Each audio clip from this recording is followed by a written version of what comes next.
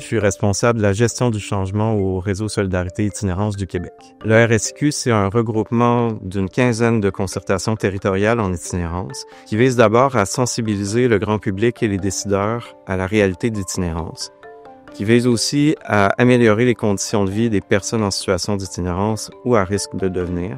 On a eu deux principaux éléments déclencheurs par rapport à notre projet de transition numérique. Le premier, c'est qu'on a eu des gens dans l'équipe de travail qui croyaient au potentiel de ce genre de projet-là. Et dans un deuxième temps, on a obtenu du financement conséquent pour nous permettre de démarrer notre projet de transition numérique. Dans notre réseau, globalement, ça a plutôt bien réagi jusqu'à présent par rapport à notre transition numérique. En toute transparence, on est dans les débuts, mais on a fait des tests récemment dans un grand événement qu'on a organisé, les États généraux d'itinérance. Je suis vice-présidente du conseil d'administration du réseau Solidarité Itinérance Québec.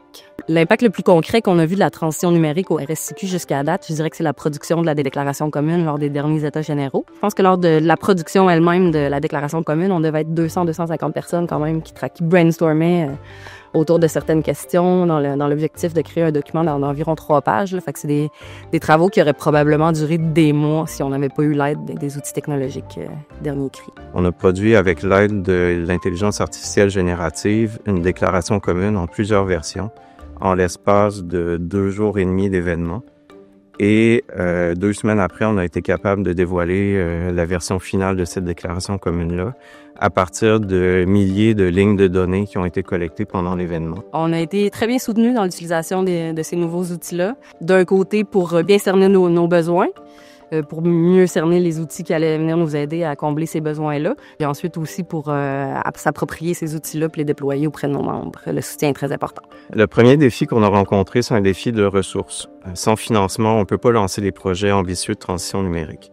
C'est aussi un défi de ressources en temps, parce qu'on n'a pas la capacité comme organisme d'embaucher une ressource qui est 100% dédiée au projet de transition numérique. Pour s'assurer qu'une transition numérique se passe bien, je dirais qu'il faut d'abord avoir l'esprit ouvert. Là. Je sais que c'est pas nécessairement naturel pour des gens qui travaillent peut-être plus en relation humaine de se dire que oui, les outils numériques vont venir nous soutenir. Sauf que quand on cerne bien les besoins puis qu'on va chercher les bons outils, c'est vraiment le cas. Si j'avais à donner quelques conseils à des organismes qui veulent se lancer, la première chose, c'est d'y croire, de voir le potentiel puis de persévérer. C'est des projets qui sont exigeants.